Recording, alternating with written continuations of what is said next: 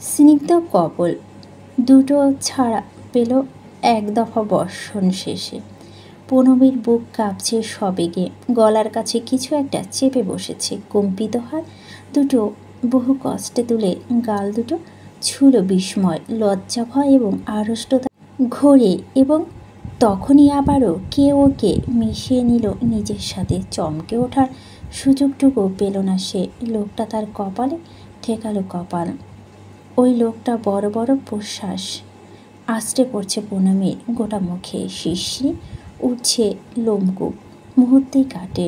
অন্তরে চলা তুফান থামিয়ে ইরফান সরল। দেখল মেয়েটা গুটিয়ে আছে, থ হয়ে আছে। গাঢ় বাদামি দুটো চোখে ওই আড়ষ্ট বধূকে 4-5 সেকেন্ড দেখে ইরফান উঠে দাঁড়ায়। অক্ষিপল্লব কাঁপছে পুনমী, জুবুথুবু হয়ে আছে ফিনফিনে শরীর। ইরফান আর তাকায় না, নিজের শার্ট ঠিক করে চুপচাপ বেরিয়ে যায় ঘর থেকে। পুনমী তখনও ঘর থেকে বেরোতে পারছিল না। গাল দুটো চেপে ধরে কাঁপতে থাকে অবিরত ছন্দ। ইরফানকে চুপচাপ মাথা নিচু করে আবার বসতেই প্রেরণা ওকে দেখলো। পরপর বলো, বাড়িতে যাও, বিশ্রাম নাও, কথা হবে। জামাই বিদায়ের আগে কফি বানিয়ে খাওয়ার ওদের প্রেরণা। মঈন আর ইরফান বেরোতে প্রেরণা উঠে পুনমী দরজার সামনে গিয়ে দাঁড়ায়। প্রীতমের ঘরে হাসি ঠাট্টা জমজমাট। প্রেরণা দেখে বোনকে, দুগালে হাত চেপে ধরে বসে আছে, চোখ কেমন ফ্যাকাশে। এগিয়ে যায় সে। কি হয়েছে? কাঁপছে পুনমী। আপুর গলার আওয়াজে থমকে উঠে অস্ফুটে বলে, কিছু না। এমন করছিস কেন? শরীর খারাপ লাগছে? পোলাও খাবি মুরগি ভুনা দিয়ে? পুনমী বলতে পারছে না কিছু। গাল থেকে হাত সরায় না সে। তার মনে হচ্ছে গালে দাগ লেগেছে, ঠোঁটে। আপু দেখে ফেলবে সব। প্রেরণা কৌতূহল হয়ে গিয়ে বোনকে ধরল। ঠিক তখনই গা ছেড়ে দিল পুনমী। ভিমড়ি খেয়ে পড়ল। ভীষণ নড়বড়ে ছিল তার নার্ভাস সারাদিনের ধকল। ইরফান বাড়িতে পা রাখতেই দেখল বসার ঘরে কয়েক জোড়া জলজলে দৃষ্টি ওকে দেখছে। মইনের সাথে সরাসরি শান্তিনে পৌঁছে ইরফান তখন অবধি মুখটা খোলেনি সে। মইন গোটা রাস্তা হো হো করে হাসতে হাসতে জিজ্ঞেস করে, অধিক শোকে মানুষ পাথর হয়ে শুনেছি। তুমি অত্যাধিক আনন্দে লোহা হয়ে গেছো এস্টেন্স। ইসি এলো ছুটতে ছুটতে। মইন ওর দিকে রাগি চোখে তাকাতেই ওর পা থামল। এরপর নিজের সামনে আস্তে ধীরে হেঁটে এসে ইরফানকে ধরল। চেঁচিয়ে বলল, কনগ্রাটস, আমি এক্ষুনি যাব ভাবি দেখতে। ইরফান এই এতক্ষণে মুখ খুলল। ইসিকে সরিয়ে দিয়ে মৃদু ধমকে উঠল, শর্ত ভ্যাবা করিস না, ঘুমাবো আমি। আলো ঋতুপরি একপাশে বসে দাঁড়ায়। ছেলে সারা রাত ঘুমায়নি, তারা জানে এক রাতেই কেমন শরীর ভেঙেছে।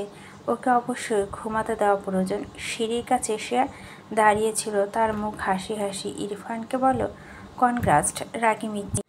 ইরফান সামান্য হেসে দোতলায় উঠে যায়। দোতলায় স্বামীনরা 3 ভাই বসেছিল। বিয়ে অনুষ্ঠানের ব্যাপারে জড়িয়ে আলোচনা করবে। হাতে আর 2 দিন আছে। ইরফানকে দেখেই স্বামীন বলে, এসো, কথা আছে। জরুরি কথা। শার্টের বোতাম খুলতে খুলতে ইরফান ঘরের দিকে পা বাড়ায়। হাই তুলতে তুলতে বলে, পরে, আমি ঘুমাবো। রাতের আগে কেউ যেন ডাকতে না আসে। ঘরে ঢুকেই শার্টটা ছুঁড়ে ফেলে একটা চেয়ারে উন্মুক্ত শরীরটা নিয়ে উপুর হয়ে বিছানায় পড়ল ইরফান। কত রাজ্যের ক্লান্তি চোখে খানিক বাদে তলিয়ে যায় গভীর ঘুমে। পুনমীর চোখে মুখে পানি দিয়ে একটু ঠিক হলো, তবে হাত দুটো তখনও কাঁপছে। প্রেরণা বলল, একটু ঘুম দে, শুয়ে পড়। বিছানা গুছিয়ে দিয়ে পুনমীকে শুয়ে উঠে যেতে নিল। পুনমী আপুর হাত শক্ত করে টেনে ধরল। প্রেরণা ঘুরতেই জড়িয়ে ধরল ওকে। প্রেরণা হেসে বোনের মাথায় হাত বুলিয়ে দেয়, হয়েছে, আমি রেগে নেই, বিশ্রাম নে। তখনই ড্রয়িং রুমে তার ফোনটা শব্দ করে বেজে ওঠে। বোনকে রেখে গিয়ে ফোনটা হাতে তুলে নিতেই দেখল মেসেজ এসেছে একটা। ইহান তাজা মির্জা নাম্বার থেকে ধন্যবাদ জানিয়েছে প্রেরণাকে। লেখা, ধন্যবাদ। আজ যখন দরজা খুললেন, যেভাবে হাসলেন, আমার মনে হয়েছিল অমন বাজে হাসি আপনি হয়তো কখনোই হাসেননি। কিন্তু যখন কাঁদলেন, আমার মনে হয়েছে এত সুন্দর করে কাউকে আমি কাঁদতে দেখিনি। ধন্যবাদ। লম্বা শ্বাস ফেলে প্রেরণা পরপর দুবার। লোকটা ইদানিং খুব ফোন কল মেসেজ করছে, যেটা আগে করতো না। এটা কি ঠিক? ঠিক নয়। ইনুকে দেখতে পেয়ে মিনমিন গলায় প্রেরণা বলে, এবার তোমার বড় দাদানের একটা হিল্লে করে দাও, অনেক বয়স হলো তো ওনার। ইনু ব্যস্ত গলায় বলো, তা তো সবাই চায়, আসলে দাদান সদ্য ছ্যাঁকা খেয়েছে তো, তাই সময় নিচ্ছি আমরা। ছ্যাঁকা? শালি আমার বড় দাদানের প্রস্তাব রিজেক্ট করেছে। চোখ দুটো বড় বড় হয়ে প্রেরণা হতভম্ব হয়ে বলে, এসব কেমন কথা ইনু? আপু, শালি তো, শালি কত চাপা ক্ষোভ নিয়ে বলে ইয়ানা। প্রেরণা উঠল ধমকে, একজন প্রস্তাব রিজেক্ট করেছে বলে তাকে গালাগাল করবে? কি আশ্চর্য! বিহেভ ইউর সেলফ ইনু। কথাটা বলেই প্রেরণা হন্তদন্ত হয়ে ঘরে ঢুকে যায় তার। ইনু থমথমে মুখটা নিয়ে দাঁড়িয়ে আছে। আপু এত ক্ষেপল কেন? গালি তো আপুকে দেয়নি। সে আজব, ভারী আজব ব্যাপার। সন্ধ্যার পরে ইনু রেডি হয়ে শান্তিনীরে চলে যায় প্রীতমের সাথে ঝগড়া করে। ঝগড়ার মূল কারণ ইরফান পূর্ণিমী বিয়ে অনুষ্ঠান। ইনু শান্তিনীরে থাকবে অনুষ্ঠানে, তবে মেজ দাদানের পক্ষে থাকবে। প্রীতমের ইচ্ছে ইনু যাতে তাদের দু ভাই বোনের সাথ দেয়, এই নিয়ে দুটোতে লেগেছিল খুব। পরে প্রেরণা সমাধান দিল। প্রেরণা সিদ্ধান্ত ইনু গায়ে হলুদ এবং বাড়িতে কাটিয়ে কনে তুলে নেওয়া অনুষ্ঠান এ বাড়িতে আসবে। ইনু যাওয়ার পর বাড়িটা পুরো ফাঁকা হয়ে গিয়েছে, সম্পূর্ণ নিস্তব্ধ। সূর্যের গেম খেলার আওয়াজ ব্যতীত কোনো শব্দ হচ্ছে না গোটা অ্যাপার্টমেন্টে। সন্ধ্যার পরে প্রেরণা একবার উঁকি দিল পনুর ঘরে। গায়ে চাদর টেনে শুয়ে আছে ওপাশে ফিরে, ঘুমাচ্ছে বোধ হয়। ওকে আর ডাকলো না সে। ওপাশে তার ফোন বাজছে। ছুটে গিয়ে দেখলো ইসির ফোন। রিসিভ করতে চেঁচিয়ে উঠল, ইসি হে। ভাবলো বেআইন সাহেবা, ভাবি কোথায়? ঘুমাচ্ছে। ইসি তবে উঠেও না, পরে দেখব। প্রেরণা হাসে, বলে, ইরফান মির্জা কী করছে? সারা বিকেল থেকে সন্ধ্যা হয়ে ঘুমিয়েছে, এখন উঠে অফিসে কাজ করছে, ল্যাপটপ নিয়ে বসে আছে। আর বাড়ির সবাই স্বামী নিয়াসা মির্জার, ইলহা মির্জা, বড় দাদান আর মইনকে নিয়ে বসেছে অনুষ্ঠান ব্যাপারে আলাপ করতে। পরশু তো গায়ে হলুদ, আর একটা দিন আছে হাতে। মাম্মার মেজো মা গয়নাগাটি বের করে দেখছে, ছোট বউকে কি কি দেবে, বড় বউ যেন কি কি রাখবে, সেসব নিয়ে গভীর আলোচনা চলছে। ছোট বাবা আর ছোট মা এতদিন পরে ইনুকে পেয়ে একগাদা খাবার নিয়ে বসে খাওয়াচ্ছে। সেহা বই পড়ছে। শান্ত বাবা এসেছে, সেও গয়না দেখছে মাম্মার সাথে বসে। আমি আচার খাচ্ছি। এক নাগারে সব বলে থামে ইনশিয়াহ। প্রেরণা হেসে বলে, আর তোমার মধ্যে যে আছে সে কি করছে? একটু পর পর মাকে বমি করাচ্ছে। মির্জেনি ওপাশে ডাকছেন। প্রেরণা ইনশাকে বলে, কল কেটে হেঁটে চলে যায়। চিন্তিত ভঙ্গিতে পূর্ণমী মাথার কাছে ফ্যাকাশে মুখে দাঁড়িয়ে থাকা মির্জেনির দিকে জিজ্ঞাসু দৃষ্টি ফেলতেই তিনি বলে উঠল, জ্বর এলো যে? কি একটা বিপদ! হঠাৎ করে জ্বর কেন? প্রেরণা চোখ কপালে তুলে এগিয়ে গিয়ে পনুর কপালে হাত রেখে চমকে ওঠে। আসলেই ভীষণ জ্বর। ল্যাপটপ থেকে মনোযোগী দৃষ্টি সরল তার যখন থপ করে পাশে পড়ল একটা ফোন। ফোনের স্ক্রিনে একটা অতি স্বল্প বয়সী মেয়ে শাড়ি পরা ছবি। উজ্জ্বল চোখ থেকে রিডিং চশমা খুলে ফেলে, কপাল কুঁচকে ঘাড় ঘুরিয়ে তাকায় পিছনে এসে দাঁড়ানো মিজানের মুখের দিকে। বলে ওঠে, সমস্যা কি? ভুরু নাচিয়ে মিজান মাহমুদ বলে ওঠে, এটা কেমন? খুব পিচ্ছি। ফোনটা সরিয়ে দেয় উজ্জ্বল, হাতে তুলে নেয় একটা বই। মিজান মাহমুদ ৮০ বৃদ্ধ, স্বভাবগত খুব জেদি। জেদ দেখিয়ে উজ্জ্বলের হাত থেকে বইটা কেড়ে বসে পড়ে। রাগ দেখিয়ে বলে, তো মানে আমার ৩২ রানিং, আর এই মেয়ে ১৯-২০ হবে সম্ভবত। এর সাথে আমার যায়? কেন যাবে না? এই সেইস জাস্ট এ নাম। হাসলো উজ্জ্বল তাচ্ছিল্য স্বরে, বলে, তুমি আর তোমার লজিক। ঠিক তো বলছি, বয়স দিয়ে কি করবি? মেয়ে হলেই তো হলো। তোমার পছন্দ হলেই তুমি বিয়ে করে নাও। শ্বাস ছাড়ে নিজাম, বলে তোর লন্ডনের সাদা চামড়া এক্স গার্লফ্রেন্ডগুলোকে বিয়ে করা পায়তারা করছিস নাকি? ওসব হবে না। আমার বাঙালি নাতি বউ চাই, মুসলিম নয়তো খুব খারাপ হবে বলে দিলাম। আবারও হাসে উজ্জ্বল। মাহমুদ জবাবে বলে, আমারও চাই বাঙালি বউ, তবে বালিকা বউ নয় প্লিজ। 2 দিন পর আমাকে বুড়ো অপবাদ দিয়ে ভেগে যাবে, তখন আরেকটা বিয়ে করবি। সেটা গেলে আরেকটা। উজ্জ্বল উঠল, ধরল বৃদ্ধ দাদুর হাত টেনে টেনে তার ঘরে নিয়ে যেতে যেতে বলে, বুঝেছি মাথার স্ক্রু ছুটেছে, আবার ওষুধ খেয়ে ঘুমাও। এত প্রেশার নিলে নাতি বউ দেখার আগেই আক্কা পারফা। তুই আমাকে জীবিত অবস্থায় নাতি বউয়ের মুখ দেখাবি বলে মনে হয় না। আরে একটা কথা বল, তোর কি কোনো অসুখ আছে? তুই পুরুষ মানুষ, তোর মেয়েদের প্রতি ইন্টারেস্ট আছে তো, এতগুলো প্রেম করলি, থাকলো না কেন ওরা? উজ্জ্বল সরু চোখে তাকায়। নিজাম দাঁত বের করে হাসছে, খিলখিল করে কিছুক্ষণ হেসে বলে, অসুখ নেই, তবে তাড়াতাড়ি বিয়ে করা বাচ্চা নিয়ে প্রমাণ দে, তবে বুঝবো তুই আসল পুরুষ, নয়তো তুই একটা মাকম ফল। আমি পুরুষ না অন্য কিছু, সেটা প্রমাণ যাকে দেওয়া তাকেই দেব। তুমি ঘুমাও। তোর গার্লফ্রেন্ড টিকলো না কেন? হ্যাঁ রে, তোর গার্লফ্রেন্ডের প্রতি ইন্টারেস্ট আছে তো? আজকাল তো সমকামিতা শৈলাব দুনিয়ায় দেখি। সান্ডপাণ্ড সুস্থ ছেলে, অথচ ভিতরে ভিতরে সে গে। তুই অমন নস তো, তোর বিদেশে বন্ধুর অভাব নেই। লম্বা শ্বাস ফেলে উজ্জ্বল হাসকি স্বরে বিরক্ত সুর, ইন্টারেস্ট আছে কি নেই? ঠিক কী পরিমাণ ইন্টারেস্ট আছে সেই ব্যাখ্যা বউকে দেব, তোমাকে নয়। ঘুমাও প্লিজ। দাদু গায়ে চাদর টেনে লাইট অফ করে দিয়ে উজ্জ্বল নিজের ঘরে ঢুকে বিছানার টান টান হয়ে শুয়ে পড়ে। 7x7 একটা রাজকীয় বিশাল বিছানা তার। শোয়ার আগে রোজগারের মতো মেডিটেশন করলো। দাদু ভুল জেদ করছে না, যথেষ্ট দেরি হয়েছে, পরিচিত অপরিচিত সবার কথা শোনাচ্ছে। এবার তার বিয়ের ব্যাপারে ভাবা উচিত। বুড়ো হয়ে যাওয়ার আগে উজ্জ্বল হাসে। এতক্ষণ দাদুর কথাগুলো মনে করে, ওরা থাকলো না কেন? ওদের এত ধৈর্য নেই দাদু তোমার নাতিকে টলারেট করার, তাই থাকলো না।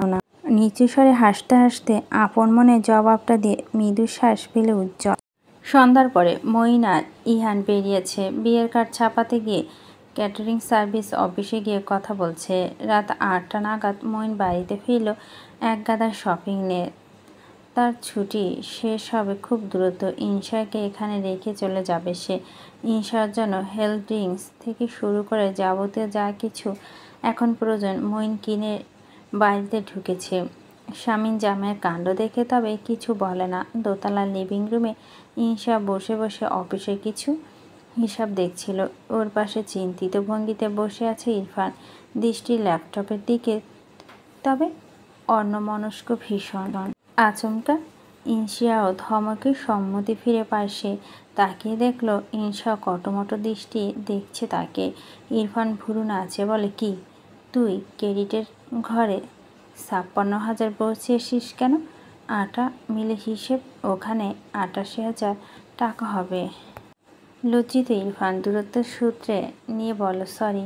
শ্বাস ফেলো ইনসা, মিনমিনে স্বরে বলে, তোর মনটা একটু স্থির রাখতে বিয়ে করেছিস, অথচ তুই আরও বেশি অস্থির হচ্ছিস। এসব ন্যাকামি বাদ দে, পুনমের সাথে কথা বলবি, কথা বলিয়ে দেব। ইরফান আশেপাশে তাকায়, পরপর চোখ সরু করে বলে, বউয়ের সাথে কথা বলতে মন চাইলেও আমার ডিরেক্ট বউয়ের কাছে যাওয়ার সাহস আছে। তুই তোর চিন্তা কর, মঈন ভাইয়ের কাছে যা। পুনমি জ্বর বিধায় রাতে খাবারটা খেতে এলো না।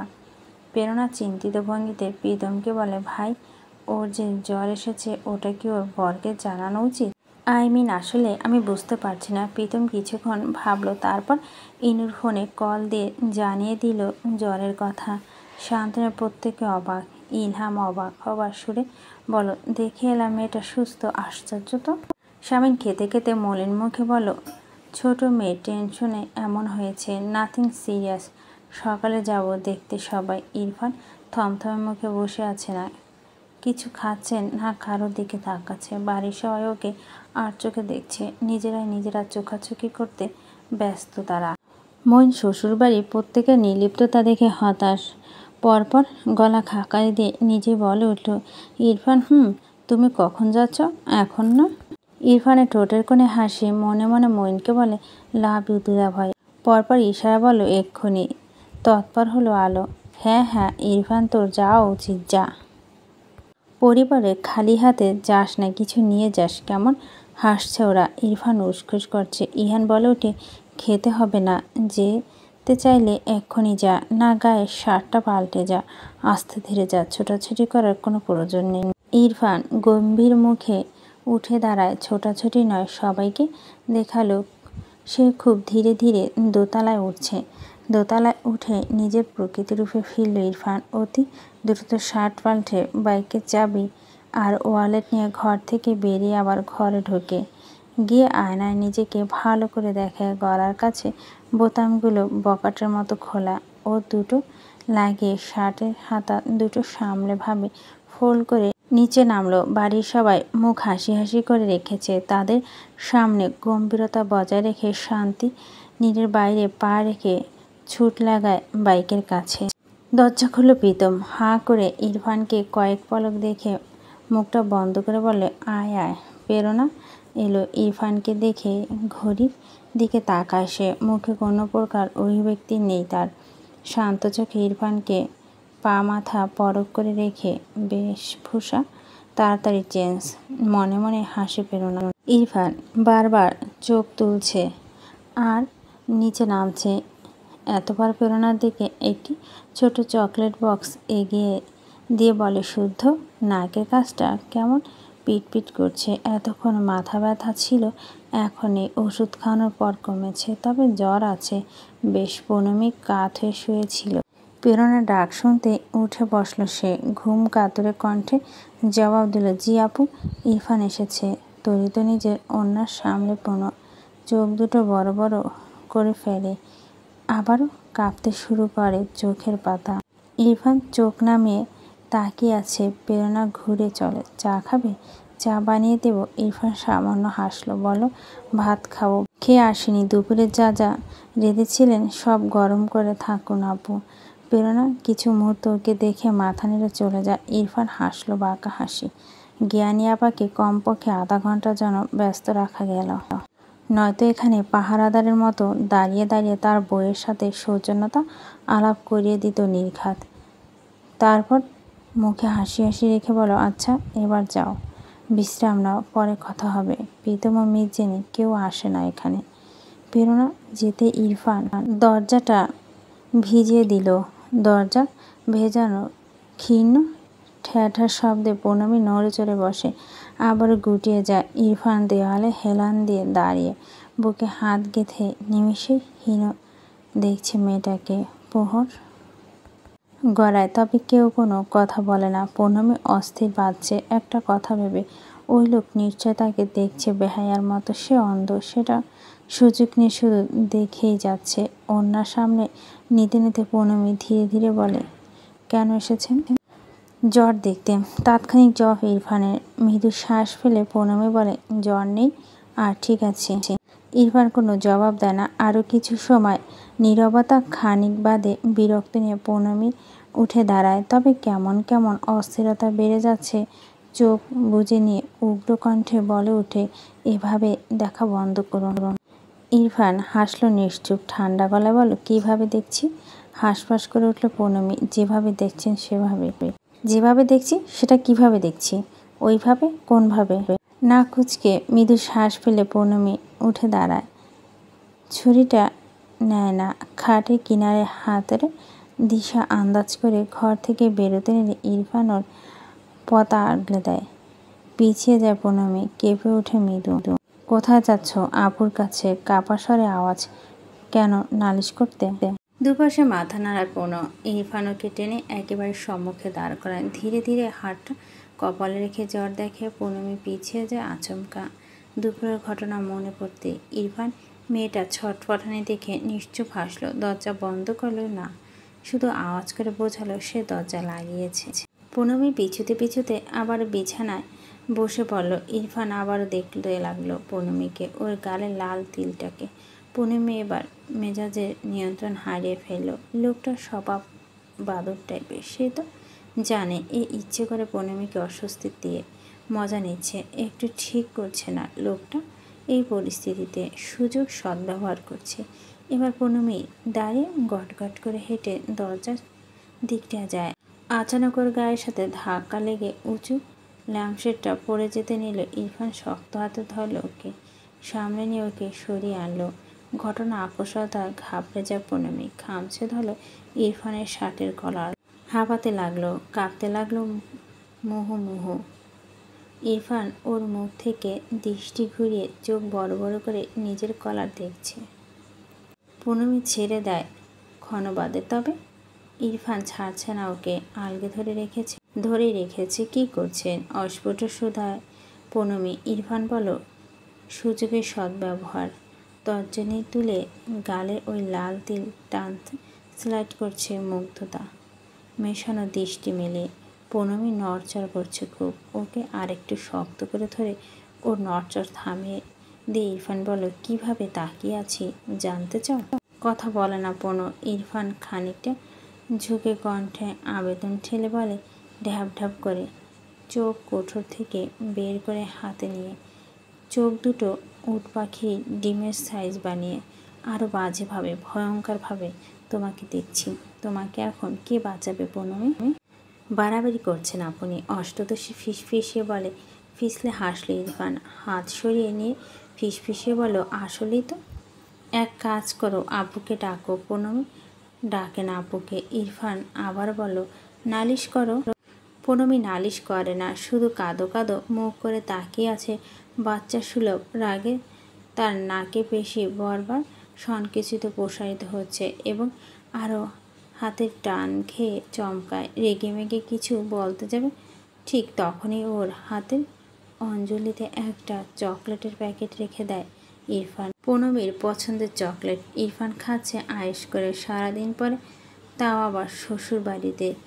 ওর সামনে বসে আছে প্রেরণা আর প্রীতম। খেতে খেতে কাঁচামরিচ চেয়ে নিল ইরফান। প্রেরণা স্বাভাবিক গলা বলো, আর কিছু দেব? দুপাশে মাথা নাড়ায় ইরফান। প্রেরণা হঠাৎ করে বলে ওঠে, ছোট মানুষ, এত বুঝ নেই। ওকে দেখলে মনে হয় খুব শান্ত গোছে মেয়ে, আদতে তা নয়। ও ভীষণ জেদার, চাপা রাখ, চিল্লাপাল্লা করে না। রেগে গেল নিজে হাত দিয়ে কামড়ে রক্ত বের করে ফেলে। এমন চাপা রাগ, বুঝলে? জানি না তুমি ব্যাপারগুলো কিভাবে সামলাবে, আমার উচিত তোমায় জানানো। জানিয়ে দিলাম। খাওয়া থামিয়ে দেয় ইরফান কিছু সেকেন্ডের জন্য, তারপর আবার খেতে শুরু করে। প্রেরণা বলে, যাচ্ছে, এটা ভয়ের ব্যাপার। আসলে আমার কাছে আই থিঙ্ক হতাশ হব না তোমার থেকে, তবে এর মানে বুঝো না যে ও অযাচিত মেজাজ ধৈর্য ধরে মেনে নিতে বলেছে। এবার কোনো জবাব দেয় না ইরফান। প্রেরণা আর কোনো কথা বাড়ায় না এই প্রসঙ্গে। আরও দুটো পিস মাংস তুলে দেয় ইরফানের প্লেটে। ধীর হয়ে এগিয়ে গিয়ে পুনমি নিজের ঘরে দরজা পর্দা আড়ালে দাঁড়িয়ে আছে, কান খাড়া করে শুনছে খাবার টেবিলে কী কী কথা চলছে সেসব। হাতের মুঠিতে তার চকলেটের খোসাটা খসখস করছে। খাওয়া শেষ করে উঠে দাঁড়ায় ইরফান, মুখে হাসি হাসি করে প্রেরণাকে বলে, আপু এখন উঠি, আপনি বিশ্রাম করুন। দাঁড়া, পুনমিকে ডাকছি। পুনম, ইরফান যাচ্ছে। ইরফান থামায় প্রেরণাকে। এই না আপু, ডাকবেন না, ওর অস্বস্তি হয়। এত অস্বস্তি দেওয়ার দরকার নেই ওকে, ছোট মানুষ, শি নিড স্পেস না। কথাটা শুনে চোখ বড় বড় হয়ে যায় পুনমির। হতভম্ব চূড়ান্ত পর্যায়ে পৌঁছেছে সে।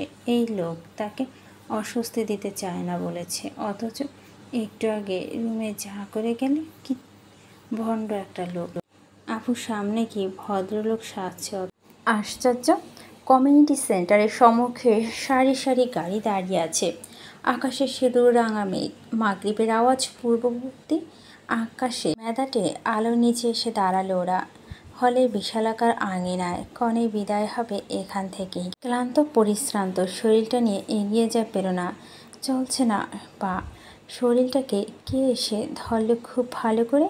পুনমিকে ধরে রেখেছে ইনু আর ঋষি। অবিরত কেঁদে কেঁদে শরীরের অবস্থা করেছে বেহাল। গায়ের মেজেন্টা রঙে বেনারসি আর মাথার ওপর সোনালি পাড়ের দোপাট্টা, অবস্থা বেহাল।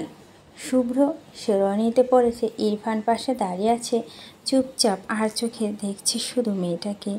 গায়ে হলুদ থেকে আজকের এই অনুষ্ঠান পুরো সময় দাঁত বের করে আনন্দে বহিঃপ্রকাশ করে ছেলেটাকে। হঠাৎ মুখ কালো কলো নামিয়ে আনলো মেঘের গম্ভীরতা। এই অনুভূতি কেমন ইনু সময় সে টের পেয়েছিল। কালো মুখে প্রীতমকে দেখে সে ঘাড় ঘুরিয়ে চশমার নিচে ভেজা দুটো পুরুষালিত চোখে পানি। পুরুষ মানুষ শব্দ করে কাঁদে না, তাই কেউ টের পাচ্ছে না। প্রেরণা এগিয়ে যায়, গিয়ে বোনের সামনে দাঁড়িয়ে অবাক বিস্মিত বোনকে পা মাথা দেখতেই থাকলো। পরপর ইসির দিকে তাকিয়ে কান্না আটকে বলল, শাড়িটা বড্ড ভারী পড়েছে এইটুকু শরীরে, গিয়ে পাল্টে দিও প্লিজ। চাপা কান্না জোরালো হয় পুনমি। উন্মাদের মতো ঝাঁপিয়ে পড়ল আপুর বুকে। ও আরও এক দফা বান ভাসে কান্নার রোল পড়ল। ইরফান দূরে সরে দাঁড়ায় তৎক্ষণাৎ। এই দৃশ্য দেখে মস্তিষ্ক স্নায়ুকোষের বার্তা বয়ে চলে যায় নতুন দায়িত্ব এবং যে প্রতিশ্রুতি সে সবাইকে দিল সেটা রক্ষা করার। চঞ্চল দৃষ্টি স্থির হয়ে মেঝেতে। প্রেরণা কান্না মুছিয়ে ওর দিকে তাকায়। বেশি কথা বাড়াতে চায়নি সে। ছোট করে বলো, যাও। এই অনুষ্ঠান কনে বাড়ি প্রেরণাদের আত্মীয় স্বজন নেই তেমন। ওদিকে ইরফানের সিদ্ধান্ত বেশি বরপক্ষ আসেনি। যারা নাইলি নয় তারাই এসেছে। ইরফানের বন্ধুরা এসেছে। বড় অনুষ্ঠান হবে বরের বাড়িতে। হাঁপাচ্ছে প্রেরণা। হাঁপাতে হাঁপাতে বোনকে সরিয়ে দেয়। পুনমি ছাড়ে না, সে ছাড়বে না এমন। বোনের দুগালে পরম আদরে দুটি চুমু খেয়ে প্রেরণা বলে ওঠে, কি শিখিয়েছি এই দুদিনে মাথা থাকবে? অঝরে কাদায় কাঁদছে পুনমি, জবাব দিচ্ছে না। প্রেরণা আশেপাশে তাকায়। পুনমির শ্বশুরবাড়ির লোকগুলো এভাবে দাঁড় করিয়ে ঘন্টার পর ঘন্টা এভাবে কেটে কেটে অপ্রস্তুত সে করতে চায় না। বোন বিদায় করে বাড়িতে যাবে। ইহানের দিকে তাকায় সে এক পলক। তাকায় ইলহামের দিকে। নিকেট ঠান্ডা স্বরে বলে, নিয়ে যাও, দেরি হয়ে যাবে। আমার কথাটা রাখলো না মা, চলো আমাদের সাথে। স্বামীনের কথা স্মিত হাসলো সে। শাড়ির আঁচল চোখ মুছে বলল, এটা হয় না আঙ্কেল। রিসিপশনে যাব। সকাল থেকে বুঝিয়ে ওকে কেউ রাজি করাতে পারেনি। মির্জাবাড়ি থেকে আলো আর পরি বহুবার বলেছে, প্রেরণা রাজি হয়নি। মোট 3টা গাড়িও একটা গিয়ে মইন বসলো ড্রাইভিং সিটে, আর একটা বসলো ইহান, আর একটা মুরব্বীরা যাবে। এদিকে পুনু বোনকে ছাড়ছে না। গায়ে হলুদ থেকে গুমড়ে মরেছে এই মেয়ে। প্রেরণা বারবার ঠেলে দিচ্ছে পুনমিকে। ইরফানকে দেখে এতক্ষণে সে মুখ খুলল। ঝরঝর করে কেঁদে উঠে বলো, আমারও একটা দায়িত্ব। জানি না আমি তোমার হাতে তুলে দিয়ে কতটা সঠিক সিদ্ধান্ত নিয়েছি, তবে বুকে ভরা প্রত্যাশা আমার বোন কাঁদুক। হ্যাঁ, ও কাঁদুক, অসুবিধা নেই, তবে ওর চোখের পানি যেন গাল অবধি পৌঁছানোর আগে মোছা হয়। কেমন? ছোট থেকে জান প্রাণ এক করে বড় করেছি। আমি আশাহত হলে আমার সিদ্ধান্ত ভুল প্রমাণিত হবে। আমি লজ্জায় মরে যাব। একজন মা বাবা সম বোনের এই গভীর আর্তনাদে বিপরীতে হতচকিয়ে হয়ে শুধু চেয়ে থাকে ইরফান।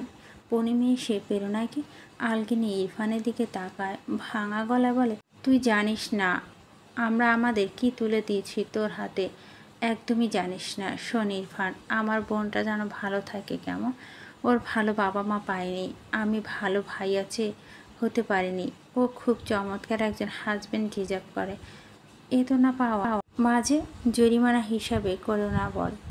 কন্দররত দুই ভাই বোনের চোখে আকুতি দেখে চোখ নামিয়ে নেয় ইরফান। এতপর খানিক ব্যথা নিজের ডান হাতটা তুলে প্রীতমের দিকে বাড়িয়ে অস্বাভাবিক শীতল স্বরে বলে করে।